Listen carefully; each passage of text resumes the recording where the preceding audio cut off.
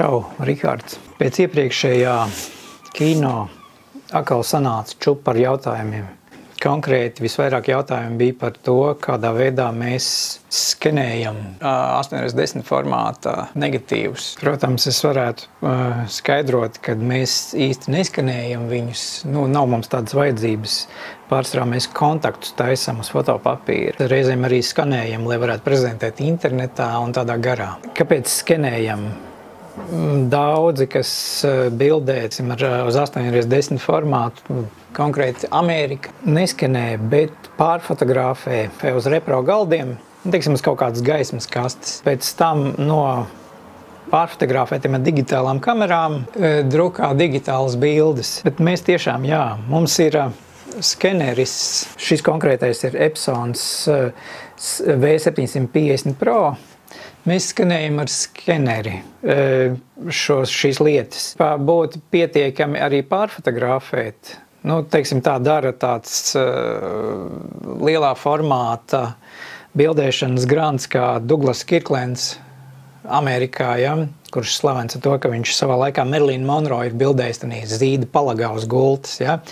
Viņš vēl kaut kādos 2011. gados bija uztaisījis diezgan pamatīgu filmiņu, kur rāda pilnu procesu, kā viņš taisa savas klasiskās bildes. Pārfotografē ar parastu Canon 5D pilnformāta kameru, pārfotografēja šādu uz gaismas galda negatīvu, un pēc tam taisa lielas bildes tādas, vairāk kā metrs, izmērā, un nekas. Mūsu rīcībā ir lielais skeneris, kurš ņem 8x10 formātu. Šitas ir Epson 750V. Darba laukums viņam ir līdz 8x10, tiešām, Reku viņam ir ieliekamas maskas, precīzi priekš tādas vajadzības. Šeit ir maska 8x10 formātam, oriģinālā no viņa. Uzliekam virsū, paņemam negatīvu. Reku šeit vēl viena nianse. Mēs negatīvus savējos glabājam parasti A4 failos. Tikai jāņem vērā nianse, fails nedrīkst būt matēts vai kaut kāds gofrēts no vienas puses. Šis ir visbiezākais šitas failiņš. Caurspīdīgs, caurspīdīgs, un viņš arī mehāniski aizsargā negatīvu, nekāda problēma. Kamēr viņš nav izņemts ārā, viņš ir aizsargāts, cik var likt brīvi tur darbināties. Lai negatīvu sevišķi netraumētu un arī uz skeneri mēs darām pavisam vienkārši. Mēs ņemam viņu no faila laukā aiz tehniskā stūra. Kā jūs zinat, negatīvam ir tehniskais stūris, tas ar robiņu, Aiz viņa var arī normāli ar plikām rokām viņu aiztikt. Izņemam ārā, apskatām, protams, nopūšam putekļus. Redzat, visa roka, kas pilnībā, tā ir cimdā. Tas ir kokvilnas cimds, aptiekā var nopirkt sterilos kokvilnas cimdus. Nopūšam, notīram.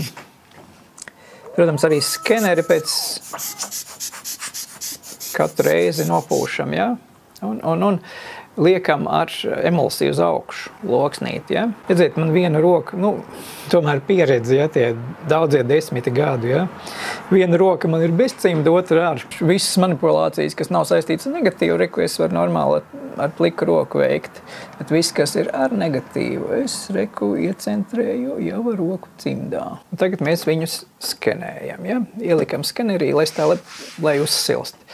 Šitas skaneris vispār Epsonam sērija ļoti labi. Sākās viņš no Epson 700, Epson V700. Viņiem visiem ir vienāds darba laukums, 8x10, maksimālais darba laukums, 8x10 formāts. Atšķirās V700, V750 Pro, V800 un V850 Pro tikai ar divām lietām. Pirmkārt, 800 un 850 ir cits gaismas avots, LED. Šitas ir vecāks gaismas avots. Programmatūra vienāda ir, visa mehānika ir pilnībā vienāda. Un atšķirība ir tikai jaunākā gaismas avotā un bišķi savādāk piestrādāt rāmīši, negatīvu turētāji. Vispārējais pilnīgi vienāds. Gan 700, gan 750, gan 800, gan 850. Ne par to mūsu stāsts. Tātad skenējam mēs ar skaneri kurš ir konkrēts Epson modelis. Tas ir atzīts par vislabāko, optimālāko no pieejamiem skaneriem, tādiem līdz 8x10 formātu. Pie reizes mēs vēl varam ieskanēt arī bildes papildus, jā, kas ar filmu skaneru parasti nav iespējams. Konkrēti, ka ir mums vēsturiskas bildes, kas ir vēsturisks materiāls no tāda fotografa kā Gunts Muciņš.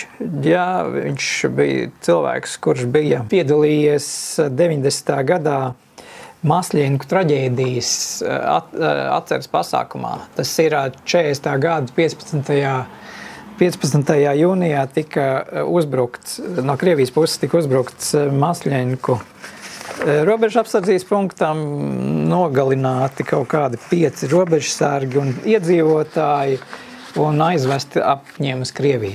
Tas vienkārši unikāls materiāls. Attiecīgi bez saviem 8x10 mēs varam ieskanēt arī parastās fotogrāfijas, ko mēs regulāri darām. Ar mums var sarunāt tādas lietas. Konkrēti 8x10 skanējam ar Epson firmas bāzes softu, kas ir domātu plakanu oriģinālu ieskanēšanai bez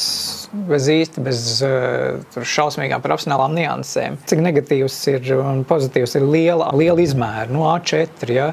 Viņam nav svarīga tā toņa piedzīšanas. Skanējam melnbaltus, kā jūs redzat, ja? Melnbalts liela izmēra negatīvs. Ja? Man ir svarīgāk, lai viņš ieskanē gan ātrāk, gan vienkārši piešāvies pie tā standarta softa. Man nav nepieciešami tur briesmīgi profesionāli. Ar tiem, ja šausmīgi vajag, tad mēs skanējam 6x9 cm un šauros negatīviņus, bet tas ir reti. Ar ko atšķirās Pro versija no nepro versijas un 800 un 700 versijas, tas ir ar slapjās skanēšanas iespējām.